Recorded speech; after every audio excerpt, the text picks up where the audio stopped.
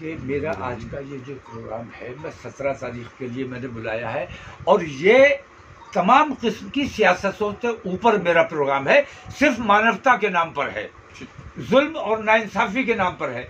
लेकिन रहा सवाल नरेंद्र मोदी का, तो इतना गौर आप लोगों को भी करना चाहिए कि जो मीटिंग बुलाई गई थी युद्धबंदी के लिए, उसमें नरेंद्र मोदी को शरीक होना चाहिए था कि नहीं होना चाहिए था? उन्हें वहां जाके युद्धबंदी की बात करनी चाहिए थी कि नहीं करनी चाहिए थी? वो क्यों नहीं गए? उन्होंने युद्धबंदी की बात क्यों नहीं की?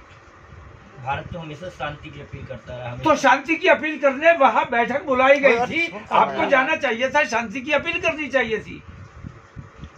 आपने वहां ना जाकर ये साबित किया है कि आपको शांति में विश्वास नहीं है, आपका बेईमानी और जुल्म और ज्यादती में विश्वास है।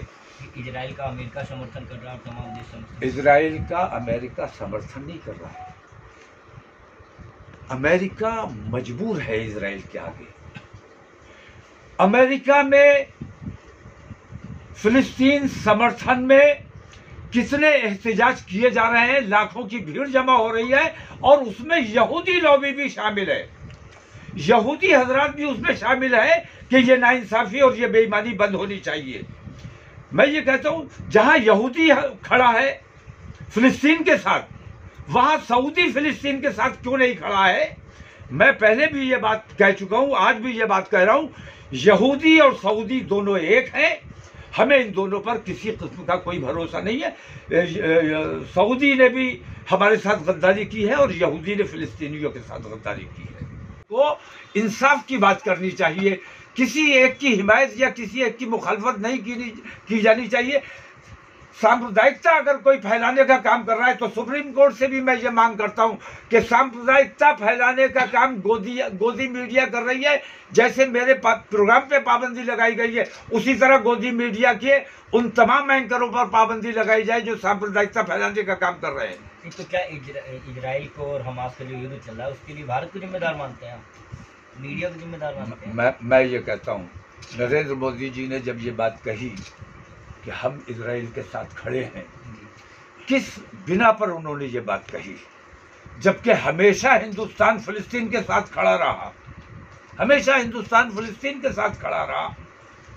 उन्होंने ये बात क्यों कही कि हम इजराइल के साथ खड़े हैं?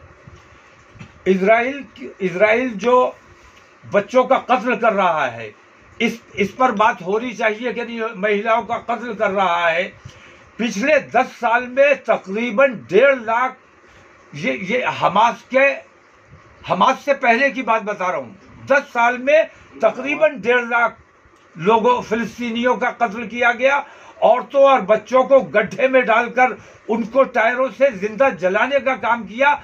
ये तमाम चीजें मीडिया को नजर नहीं आई, मीडिया को नजर हमास आ गया। ये एक तरफा जो चीज है, मैं कहता हूँ कि कब तक जुल्म करोगे? किसी न किसी चींटी भी लौटकर जवाब देने पर मजबूर हो जाती है। और नाजायज कब्जेदारों की हिमायत करने वाले अपने वजूद को देख लें कि उनका वो भी नाजायज हैं। अगर नाजायज कब्जेदारों के साथ हैं, मैं ये कहता हूं कि हम हमेशा नाजायज कब्जेदार अंग्रेजों के खिलाफ हमने युद्ध किया। वो लोग जो हमारे उस युद्ध में शामिल नहीं थे, वही लोग आज हिमायत करते हैं इजराइल की। जो हमारी उस लड़ाई में अंग्रेजों के खिलाफ जो हमने लड़ाइयाँ लड़ी है, हमने अपने लोगों को शहीद करवाया है और अपने देश को आज़ाद करवाया है। ये लोग कहीं नहीं थे उस लड़ाई में। ये तमाम लोग अंग्रेजों की चाटुकारी से कर रहे थे, उनके तलवे चाटने का काम कर रहे थे। इन्होंने कभी हमारा साथ नहीं दिया। हमने अपने देश के लिए कुर्बानी दी, हिंदू मुसलमानों ने मिलकर अपने देश को आज़ाद कराया। लेकिन वो लोग जो अंग्रेजों के तलवे चाट रहे थे, वही आज इजराइल के तलवे चाटने का काम कर रहे हैं। जो मानवता में यकीन रखते हैं, वो तमाम लोग फिलिस्तीन के साथ खड़े हैं। ये माना जाए ये नरेंद्र मोदी सरकार के खिलाफ भी, मैं किसी के खिलाफ कोई बात नहीं कर रहा हूँ। मैं मानवता की बात कर रहा हूँ। मानवता में जो लोग यकीन रखते हैं, बच्चों के कत्ल और महिलाओं के कत्ल से जिनको तकलीफ नहीं हो रही है, उनको मैं नहीं बुला रहा हूँ अपने प्रोग्राम में। लेकिन जो इस चीज को गलत समझ रहे हैं, नाइंसाफी समझ रहे हैं, बेईमानी समझ रहे हैं, उन तमाम लोगों का मेरे यहाँ स्वागत है। और मेरे उस प्रार्थना सभा में मैं उन तमाम लोगों को दावत दे रहा हूँ।